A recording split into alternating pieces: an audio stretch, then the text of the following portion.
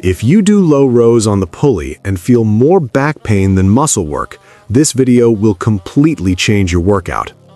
The low row is one of the most efficient exercises for developing your back, but it's also one of the most poorly executed, and I see this every day at the gym.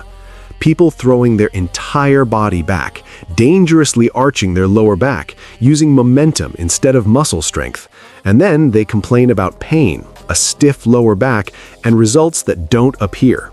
Today, that ends. You will learn the perfect low row technique step by step from scratch. Let's start by understanding what the low row is and why it's so important. The low row is a horizontal pulling exercise done on the pulley. You pull the cable towards your torso, mainly working the back muscles, latissimus dorsi, rhomboids, middle and lower trapezius, as well as the posterior deltoids and biceps. It's a fundamental exercise for developing back thickness. While exercises like lat pull-downs work more on width, rowing works on depth, that density that makes your back look thicker when you turn to the side. It also improves posture, protects shoulders from injury, and strengthens the entire posterior region of the body. There are several ways to do low rows. You can use a close grip, medium grip, or wide grip. You can use a straight bar, triangle bar, or independent handles. You can do it with one hand or two. Today, I'm going to teach you the most classic and efficient way, seated low row with a triangle grip, neutral grip. But before we begin the step-by-step, I need to tell you a hard truth. If you've been doing low rows for months or years and your back hasn't grown significantly, it's your technique's fault. It's not genetics, it's not lack of weight, it's incorrect execution. And today, you're going to correct that. Let's go through the complete step-by-step of the perfect low row. Step 1. Adjust the bench and the pulley. The pulley should be in the lowest position on the machine. Some places have a bench or footrest in front of the pulley. If so, use it. If not, you'll do it standing up, but with your knees slightly bent for stability. Step 2. Choose the correct attachment. The most common and efficient for low rowing is the triangle, that V-shaped handle. It allows for a neutral grip with the palms of your hands facing each other, which is the most natural and strong position for pulling. Attach the triangle to the cable carabiner. Step 3. Position yourself correctly on the machine. Sit on the floor or bench with your feet firmly on the platform or floor. Your legs should be slightly bent, never fully extended and locked. Knees with a slight bend protects the lower back and provides stability. Step 4. Hold the handle with both hands. Firm but not locked. Your hands face each other on the triangle, neutral grip. Arms initially extended forward but without locking the elbows. Step 5. Position your torso correctly, and this is the most important point. Your spine needs to be neutral and slightly tilted forward. Not completely straight, not rounded. Neutral with a slight forward tilt. The chest is open, shoulders back, shoulder blades in a neutral position. Look forward, not down. The lower back maintains its natural curve, neither excessively arched nor rounded. Neutral. And here's the secret no one tells you. Throughout the entire exercise, your torso will remain in this same position. It doesn't sway back and forth. It doesn't arch, it doesn't round. It stays fixed. The movement comes from the arms and shoulder blades, not the torso. Step 6. Activate the core before pulling. Before doing the first repetition, contract your abdomen. Keep your belly firm as if you were preparing to take a punch. This stabilizes the entire spine and protects the lower back during the movement. Step 7. Start the movement by pulling the shoulder blades. This is where the magic happens. You don't start by pulling with your arms. You start by retracting the shoulder blade, pulling your shoulders back, bringing your shoulder blades together. Think of it this way. Before bending your elbows, you're already pulling your shoulders back. This activates the back muscles before the biceps come into play. This is how you ensure that your back works, not just your arms. Step 8. Continue the movement by pulling your elbows back. After starting with the retraction of the shoulder blades, you continue pulling, now bending your elbows and bringing the handle towards your torso. The elbows go back, close to the body, not too wide to the sides. The handle should reach close to the abdomen, in the waist area, not in the upper chest, not in the lower belly, at waist height, right in the middle of the torso. Step 9. Contract hard at the end of the movement.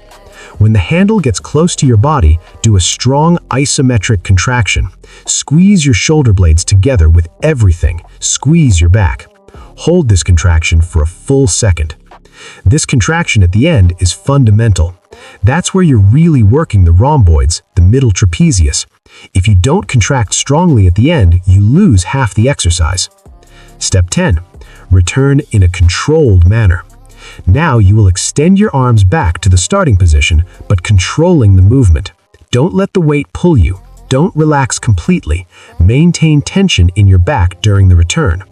And as you return, the shoulder blades will move away again. They make the opposite movement of protraction, but everything controlled, keeping the torso fixed in that same neutral position.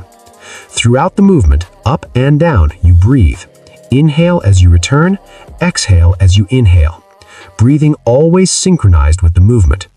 This is one perfect low row.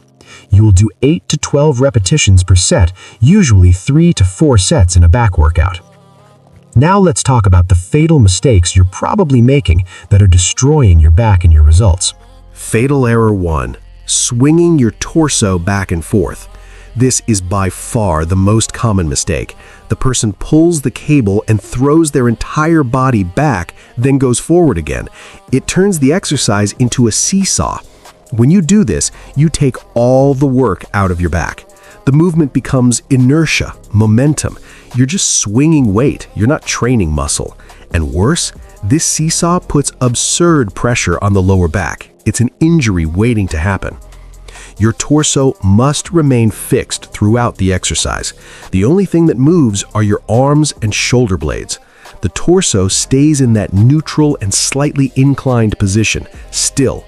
If you need to swing your body to pull the weight is too heavy. Fatal error 2. Not retracting the shoulder blades. Many people pull the row using only their arms. They bend their elbows, and that's it. The shoulder blades remain still. They don't move. This turns the exercise into a bicep curl, not a back workout. The movement must begin with scapular retraction. Before bending your elbows, you pull your shoulders back. Bring your scapulae together, then bend your elbows. This sequence ensures that your back works first and the most. If you don't feel your back working during the row, that's probably your problem.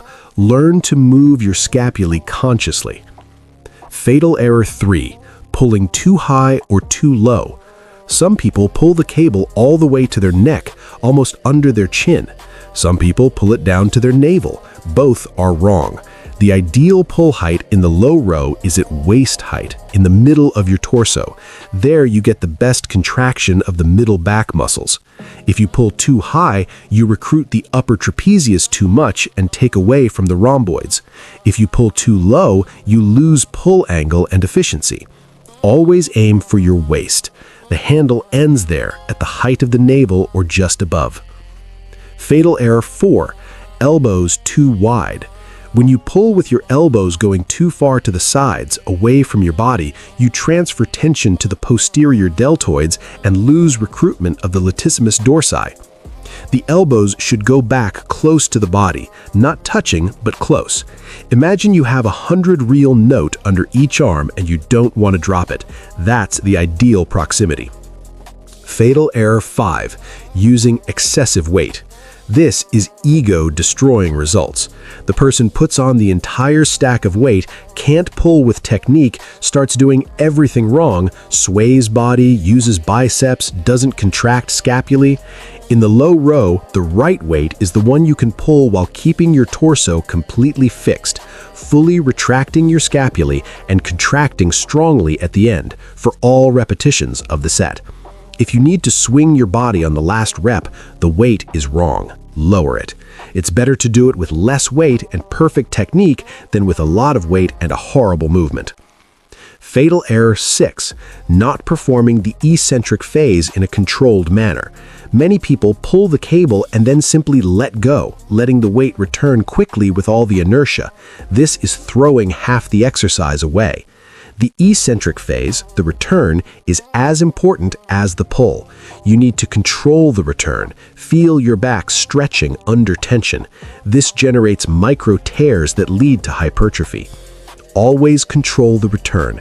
Take 2 to 3 seconds to return. Resist against the weight pulling you. Fatal error 7, rounding or arching your lower back too much. Some people round their backs, making a hunchback. Others exaggerate the arch, hyperextending the lumbar spine. Both positions are dangerous. The lumbar spine must be neutral. Maintain the natural curvature of the spine. Do not exaggerate to one side or the other. And this neutral position is maintained from the beginning to the end of the exercise. Fatal error 8, locking your knees completely. When you sit with your legs fully extended and knees locked, you create a rigid position that forces the lumbar spine to compensate. Any deviation in movement goes straight to the spine. Always keep your knees slightly bent. This slight bend allows for micro adjustments of balance and protects the lumbar spine. It's a subtle bend, but it makes all the difference. Fatal mistake 9, looking down during the movement. The position of the head influences the position of the spine. When you look down, the tendency is to round the upper back. When you look too far up, you can hyperextend your neck. Keep your head neutral, looking forward, aligned with the spine. This helps maintain correct posture throughout the exercise. Fatal mistake 10, not connecting the mind to the muscle. Most people do low rows mechanically. They're thinking about anything, just moving the weight. Zero mental connection with their back. You need to feel your back working. Before each set, touch your back. Feel the muscle. During the exercise, think about your shoulder blades moving, your muscles contracting. Visualize. This mind-muscle connection can increase fiber recruitment by up to 30%.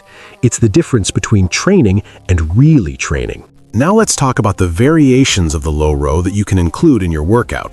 Variation 1, low row with a wide grip. Instead of the triangle grip, you use a straight bar with a pronated grip, palms down, and a wide grip. This changes the recruitment, working the posterior deltoids and upper back more. Variation 2, low row with a supinated grip. Low grip, palms up, closer grip. This recruits the lower latissimus dorsi more and allows you to use more weight because the position is biomechanically stronger. Variation 3, single arm low row. Use a simple handle and pull with one arm at a time. This corrects asymmetries, improves stabilization, and allows for greater range of motion and trunk rotation. Variation 4, low row with a pause. You pull, hold the contraction for 3 to 5 seconds, and then return. This greatly increases the intensity without needing more weight. Burns beautifully. Variation 5, standing low row. Instead of sitting, you stand away from the pulley, slightly leaning forward. This demands much more from the core and stabilizers. More difficult, more functional. Variation 6, low row with independent handles. Uses 2 simple handles, one in each hand. Allows each side to work independently, and you can do asymmetrical movement if you want, working on rotation. Now, the golden tips for you to maximize results in the low row. Tip 1. Always start with lightweight and high repetition. In the first sets, use a weight lower than you can handle and do 15 to 20 repetitions, focusing only on perfect technique. This prepares the muscles, activates the correct motor pattern, and prevents injuries. Tip 2. Film yourself doing it. Put your cell phone aside and film a set. Then watch it critically. Is your torso fixed? Are you retracting your scapulae? Are you contracting at the end? This visual feedback is invaluable. Tip 3. Do scapular activation sets beforehand. Before starting the row, do 2 sets of scapular retraction alone with no weight or minimal weight. Pull your shoulders back, bring your scapulae together, release. 15 to 20 times. This teaches your body the correct movement. Tip 4, use pull-up straps if your forearms tire before your back works properly. If your grip is weak and your forearms tire before your back works properly, use straps. It's not cheating, it's a tool to better isolate the target muscle. Tip 5, vary your grip and width throughout the weeks. Don't always use the same grip. One week triangle grip, another week wide grip, another week supinated grip. This works the muscle from different angles and generates more growth. Tip 6, always start the movement with your scapulae. I know I've said this before, but it's so important that I'll repeat it. Before bending your elbows, always pull your scapulae back first. This should become automatic. Tip 7, control the speed. Concentric phase, pulling, can be 1 to 2 seconds. Contraction at the end, 1 second. Eccentric phase, returning, 2 to 3 seconds. This rhythm maximizes mechanical tension and time under tension. Tip 8, combine with other back exercises. Low rows are excellent, but a complete back workout needs variety. Combine with lat pull-downs, bent over rows, pullovers, and T-bar rows. Work the muscles from all angles. Tip 9, don't train your back if your lower back is hurting. If you already have lower back pain, don't force it. Treat it first, strengthen your core, improve your posture, then go back to back training with perfect technique. Training with pain only makes it worse. Tip 10, be patient with progression. Back muscles are large and respond well to training, but it takes time. You won't have huge back muscles in a month, but with correct technique and consistency, in 6 months, a year, the transformation is impressive. Let's quickly recap the essentials of the perfect low row. Low pulley, triangle grip. Sit with feet firmly planted, knees slightly bent. Neutral torso, slightly leaning forward, and this position remains fixed throughout the exercise. Core engaged. Start the movement by retracting your scapulae, pulling your shoulders back. Continue pulling, elbows close to your body until the handle reaches waist height. Contract your scapulae together strongly. Hold for 1 second. Return in a controlled 2 to 3 seconds, maintaining tension. Repeat for 8 to 12 reps. If you apply this technique exactly, the low row will transform your back. It will grow in thickness, density, and strength. Your posture will improve. Your shoulders will become healthier, and you'll never again have lower back pain from poorly executed rows. The difference between someone with impressive back muscles and someone who trains for years without results isn't genetics, it's not supplements, it's no secret, it's technique. It's performing each repetition as if it were the most important of your life. So, the next time you do low rows, remember every detail of this video. Forget your ego, focus on perfect execution, feel the muscle working, and progress intelligently. If this video helped you finally understand how to do low rows correctly, leave a like, comment on what mistake you were making, and subscribe to the channel. There's much more content about training technique and exercise science coming soon. Let's build the best physique of your life, together. Until next time. Hey everyone, like this video, subscribe for more fitness tips, and share it with your friends. Let's get strong.